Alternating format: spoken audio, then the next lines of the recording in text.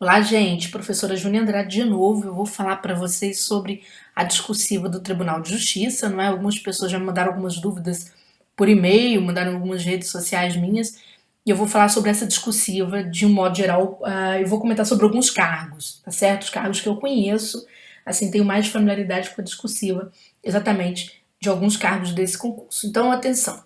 Vamos lá. A gente tem uma prova discursiva que vai valer 40 pontos. Desses 40 pontos, o que a gente já pode esperar numa primeira conversa?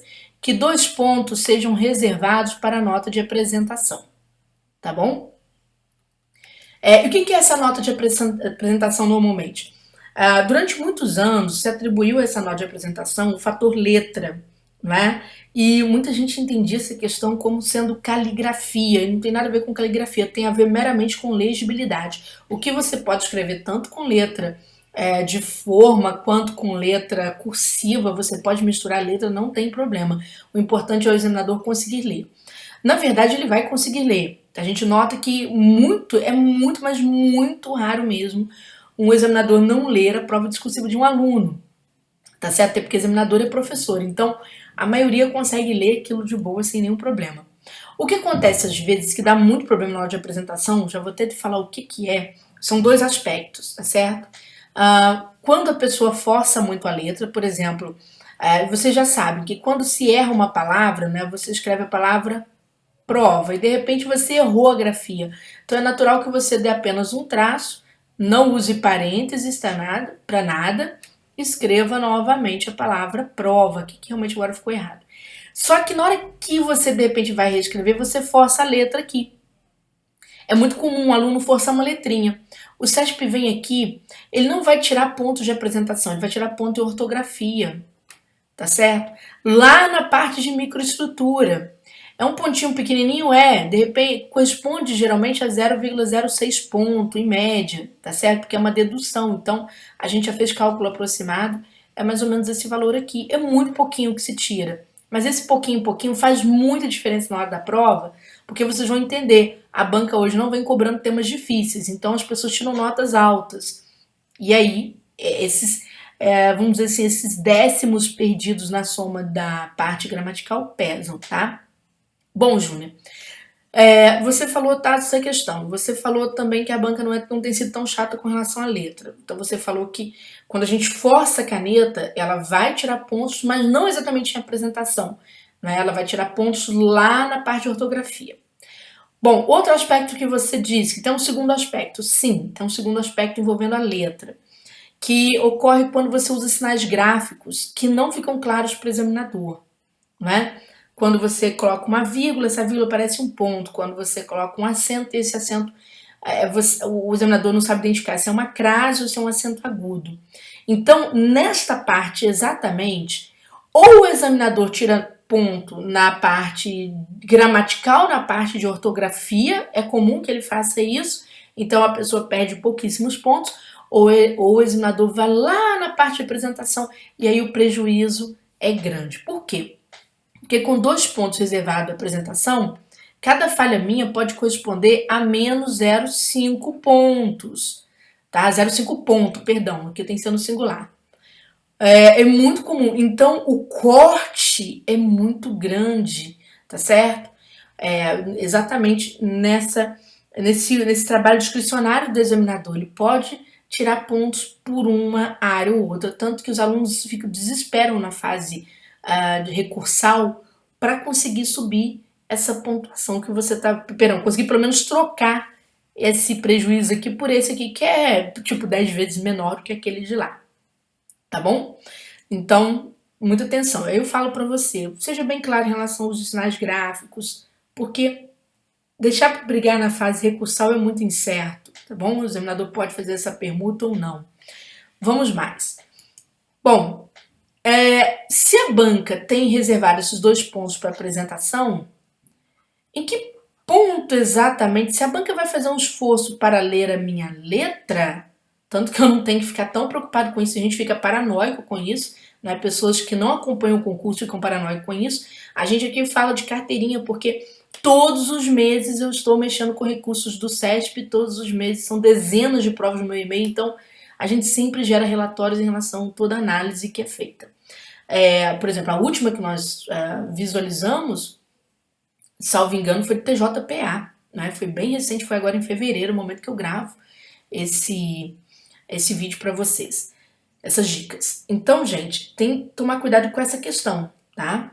A gente tem ali a nota de apresentação, ela não tem sido tão cruel com a letra, poderia provar para vocês aqui, já fiz N vídeos na minha rede social, tem isso aí sendo demonstrado de trás para frente, frente para trás. Então não fique paranoico comprando os medos que às vezes, vamos dizer, alguns professores são novatos ou mesmo de forma a conseguir mercado, tentam injetar isso na cabeça dos alunos. A gente não pode entrar nessa linha, porque essa linha não é a principal. Até porque se você for por essa linha, você pode, na hora da prova, não vai dar para você fazer o que você está pensando. Pense bem, são anos escrevendo de um jeito só. Como num momento que você vai ter lá 4 horas e meia, 5 horas para tu fazer uma prova, você vai conseguir produzir uma discursiva abordando a letra. Não vai acontecer. Aceite, não vai acontecer. Então seja você mesmo, apresente sua discursiva. Qual é a minha preocupação com a apresentação, então? Bom, vou falar sobre 2 questões importantes aqui. Primeiro, a questão da margem. E outra, a estrutura interna dos parágrafos. Bom, sobre o parágrafo, muita gente fica preocupada. Será que eu tenho que fazer parágrafos dosados? Gente, em prova discursiva de conhecimento específico, não fique preocupado com isso. Não fique. Se o seu item 2.1 que você está respondendo, ou item 1, lá na prova vem como item 1, no gabarito vem como 2.1. O seu item 1 te pede, por exemplo, para você falar sobre atos administrativos e falar sobre os requisitos que compõem o ato administrativo. Ou seja, é um item enorme. Se você for escrever sobre ele, ele vai demorar aí talvez umas 10, 15 linhas. Tá? Vai te custar isso. Qual que é o problema? Pode fazer? Pode, sem problema nenhum. O SESP não está punindo isso. Não é o tamanho do parágrafo. O item 2 só teve 3 linhas, professora. Não ficou um tanto estranho? Não, a banca não está preocupada com essa questão meramente, como é que eu vou dizer para vocês? Essa questão meramente estética da redação. Isso era o passado do SESP, isso foi antes de 2008. Pelo amor de Deus, já está envelhecida essa informação, tá bom? Com o que o SESP tem se preocupado? Ora, primeiro, margem, sim. Nem sempre o SESP é chato com margem, mas às vezes é. O que isso quer dizer? Quer dizer que você tem, por exemplo, a margem, principalmente a margem direita. Tem gente que ultrapassa, vai colocar um hífen aqui, ultrapassa a margem direita. Olha, nas provas do TJPA, várias pessoas perderam ponto, né? Pontuação significativa por terem ultrapassado essa margem, tá? Então, eu lembro que até na fase recursal, mesmo falando para o aluno que a banca não iria conceder recurso, teve aluno que quis a si mesmo, tá? Recurso para tentar modificar essa situação. Então, tomar cuidado para não passar essa margem direita, que esse é o erro mais grave. Se houver a folga, ou seja, aquela folguinha que dá antes da margem, o SESP tem sido tolerante, tá, gente? Quando eu falo isso, eu vou sempre atualizando as informações para vocês conforme as correções que o SESP vai fazendo a cada período. Então, por exemplo, a banca muda muito, ela é um pouco, vamos dizer assim, é um pouco caleidoscópica. Ela muda muito em relação a determinados anos, né? Tem ano que ela vai se importar mais com a letra, tem ano que ela está mais preocupada com a noção de limites, né? A noção de margem. Então essa é uma questão que tem sido válida para 2020, falando da prova do TJPA, que é uma prova, bem ou mal, apesar de ter como objeto conhecimentos gerais, né? Mas é uma prova que, naturalmente, a mão do examinador vai pesar de forma bastante similar na prova de vocês, tá bom? Então, cuidado com a margem. Outra parte da estrutura interna dos parágrafos. Na hora que você estiver compondo parágrafos, você vai notar... Quer ver? Deixa eu achar uma prova discursiva aqui.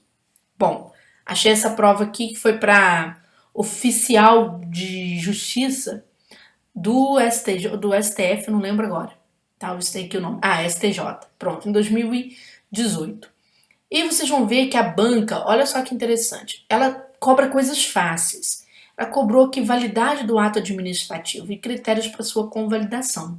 Vocês vão ver que o SESP adora plural, tá? De uma forma geral, mesmo você fazendo a prova para contador, para analista de negócios, não interessa. O SESP adora descrição. Por que ele vai fazer isso? Vocês vão notar que hoje o SESP tem ido na base mesmo dos temas. Você não vai encontrar tema difícil no SESP+, não existe. Já tem 2 anos que é assim. É muito raro aparecer um concurso cujo tema tenha sido difícil. Por isso que os temas são tão previsíveis e por isso que aqui mesmo no Turma de Redação, né, que é um curso basicamente de estrutura de redação, a gente acerta muito tema. Acertamos agora na Cefaz AL, né, o último concurso feito pelo CESP mesmo, ainda não tem nem teve correção no momento que eu gravo esse vídeo. Das 4 questões da Cefaz L, 2 questões foram apresentadas no curso. Por quê? Porque a banca tem ido a questões muito singulares, assim, questões muito, vamos dizer, próprias daquele concurso, mas, vamos dizer assim, questões bem básicas. Então você pode ver que numa prova para execução, lá em 2018 já, o CESP já trazia aqui elementos básicos. Por que o CESP tem feito isso? Para as pessoas escreverem. Simplesmente, a grande armadilha é essa, é você sair escrevendo. E quando você sai escrevendo com muita liberdade, o que você erra? A estrutura interna. É muito comum você não esclarecer bem o assunto, você ficar muito na letra da lei, sem conseguir traduzir aquele assunto, fazer o chamado desdobramento do processo de escrita, que é quando você responde o que está na lei, mas você consegue ou exemplificar, ou consegue fazer a tradução daquele elemento sem ser, vamos dizer assim, bastante pleonástico, ou seja, bastante repetitivo, sem ter um critério para esse pleonasmo, que é necessário à prova discursiva de conhecimento específico, né? Ou seja, há uma ideia de repetição que é típica da prova de conhecimento específico, é isso que eu quero dizer. Porém, você tem que saber fazer isso com critério, porque se você não souber fazer isso com critério, além de você perder a nota de apresentação, né, você perder aqui o meio pontinho, tá certo? É claro que a banca vai avaliar isso aqui uma única vez, tá, gente? Ela não é de sair avaliando isso sempre, tipo, errei 3 estruturas. Olha, eu escrevi super mal todos esses 3 itens, apesar de saber o conteúdo. Não, ela vai avaliar a coisa uma única vez. Mas é uma nota que vai te fazer falta. E ela também vai tirar pontos na parte interna. Por exemplo, suponhamos que o item 1 vale 9 pontos, então ela divide essa nota por 3, né? Então você tem aqui 3, ela divide por 2, e aí vai dar um 1,5. Ela vai usar exatamente esse valor aqui, mesmo você tendo acertado a questão toda, para tirar nota de redação. Como assim? Notas referentes à falta de objetividade, porque você tem que saber desdobrar sem exceder a questão, né? Ou seja, muita gente desdobra e vai além do que a banca pede, tem que tomar cuidado. Você tem que ter uma noção muito clara de precisão temática, compreender a presença de um plural. Muita gente pega o plural, passa por cima, responde a coisa no singular, vai ter perdas seríssimas aqui. Não só na nota de precisão, mas também na própria nota de conteúdo, que se reduz a 1/3 mais o acúmulo, mais a perda da precisão. Então, o prejuízo é muito grande. A banca também vai observar o seu poder de concisão. Olha que interessante, a gente tem que saber desdobrar ao mesmo tempo, saber também o que? Contrair a escrita, contrair a informação, tornar a informação mais sucinta, mais resumida. O que vai depender? Como assim, Júnia? Estender e ao mesmo tempo contrair? Gente, depende do tamanho das tarefas. Por exemplo, teve uma aluna num curso meu da Cefaz DF, analisando uma prova da outra Cefaz, da Cefaz AL, essa aluna falou assim: professora, a banca pediu para responder, sei lá, em 20 linhas, uma coisa que cabe em 50. E eu falei: não, ela te deu uma tarefa que cabe em 50 e está testando a sua capacidade para responder em 20. Então você vai ter que bater nos pontos centrais. Por exemplo, analisar contas de governo, né? Por exemplo, contas, sei lá, de gestão, em vez de você basicamente pegar todas as características que separam, não, você vai ter que pegar uma característica central. Ela, é isso, é isso. Então, gente, tem que perceber, o aluno na hora tem que perceber se a banca ela está te dando muita tarefa e por isso você tem que contrair conteúdo, ou se ela está te dando pouca tarefa e aí você tem que desdobrar conteúdo. O que significa desdobrar? Por exemplo, eu pegar uma regra, tá? Isso tem até um pleonasmo, regra geral, falar sobre a aplicação dessa regra. Por exemplo, a banca me pede uma aplicação de uma regra, e eu falo sobre essa regra, mas eu me lembro das vedações. Sim, eu vou lá e incluo as vedações. Então, eu incluo alguma vedação, por exemplo, será que um tribunal de contas pode receber uma denúncia anônima? Aí tá lá no regimento interno. Não pode receber denúncia anônima. Mas, né, aí você tem uma exceção ou uma vedação. Mas, mesmo assim, o Tribunal de Contas pode instaurar uma uma inspeção de ofício, tá certo? Então, ele não vai ficar inerte em face de uma provocação que ele teve, né, por terceiros, ele não vai deixar de instaurar a sua atividade fiscalizatória. Não porque, por exemplo, você não pode meio concordar, não pode receber a denúncia anônima e morreu a questão. E não vou falar mais nada. Né? E como é que ficam os outros itens? São dependentes da complementação do primeiro. Então, tem que ter muita atenção, tá? Eu não sei se você está entendendo 100% do que eu estou falando, mas é só para você ter uma ideia. No curso a gente demonstra isso com exemplos, a coisa fica bem mais nítida. Bom, pessoal, vamos lá. Além disso, né, o que eu chamaria a atenção de vocês nesse meu vídeo de dicas? Para o seguinte, como eu disse para vocês, existem alguns cargos com os quais a gente tem mais familiaridade. Seja porque houve muitas discursivas praticadas pela banca para este cargo, ou seja porque existe uma tendência mesmo de outras bancas a cobrar determinados assuntos. Então, por exemplo, se eu vou fazer o concurso, né, para o analista judiciário sem especialidade, é claro que vocês vão estudar vários âmbitos do edital, né? Não é uma exclusividade, mas vão estudar vários âmbitos do edital. Quais são os assuntos que mais chamam a atenção da banca nesse sentido? Os assuntos principalmente ligados ao direito administrativo, tá? Por exemplo, os assuntos ligados aos servidores públicos, tá certo? Os agentes, né? Vamos dizer assim, os agentes públicos, tá bom? E aí você tem que observar qual é a norma que eles vão utilizar para tratar da questão do agente público. Eles pedem questões como ato administrativo, tá certo?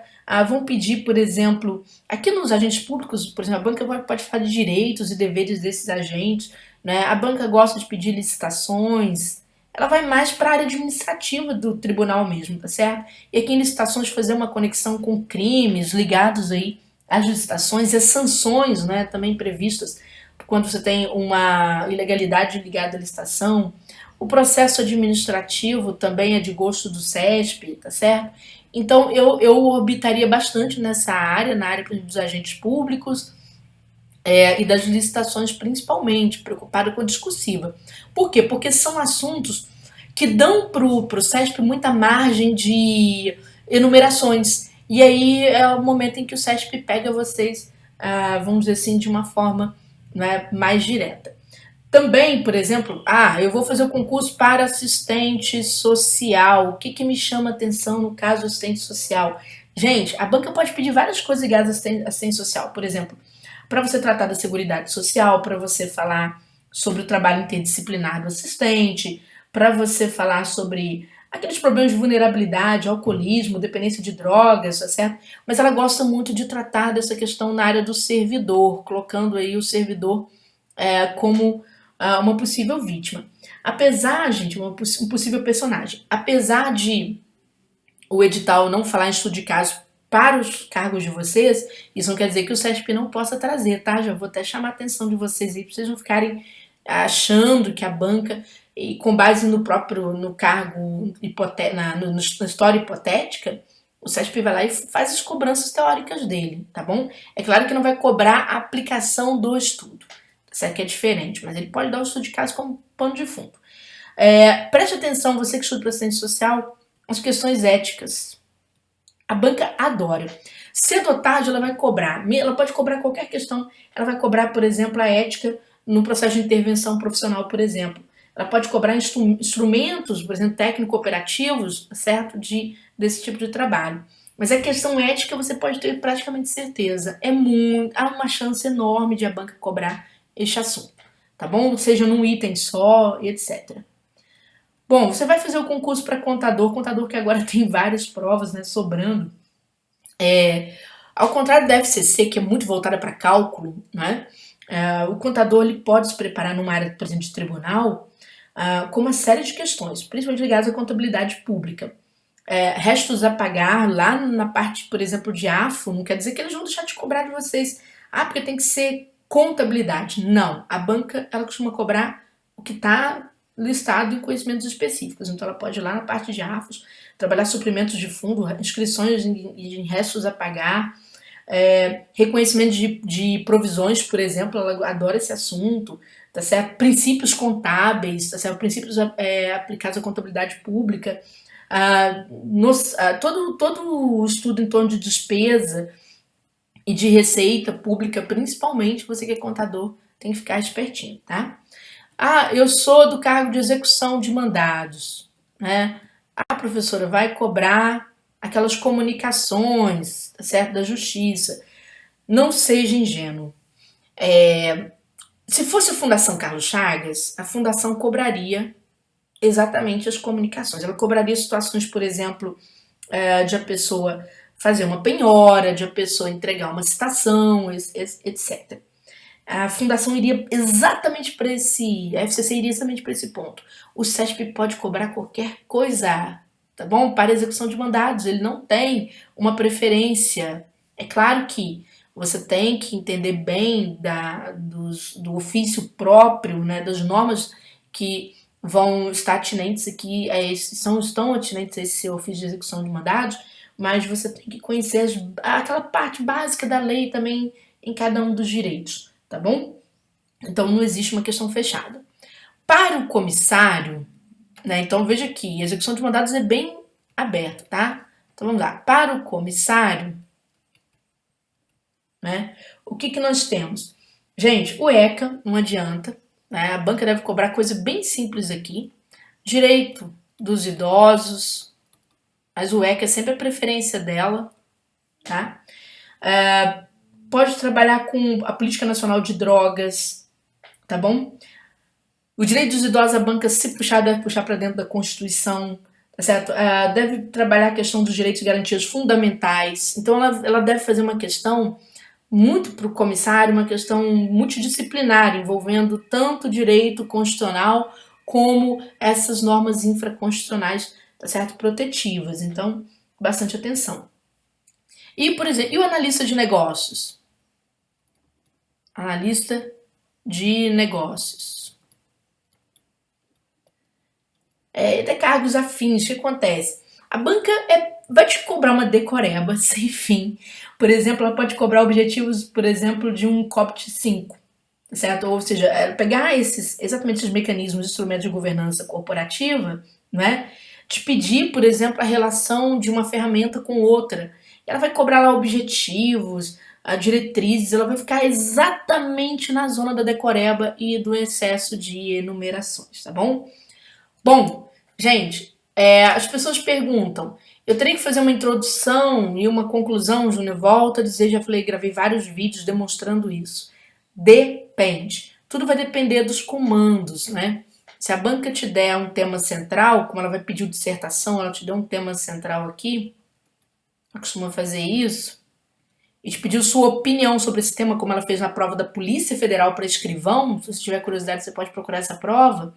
Aí sim você tem que, não diria necessariamente fazer uma introdução, mas você vai ter que emitir a sua opinião sobre este tema central. Essa opinião eu consideraria, assim, se ela pedir, eu colocaria na conclusão do texto, que eu acho que é o local mais fácil de ser trabalhado.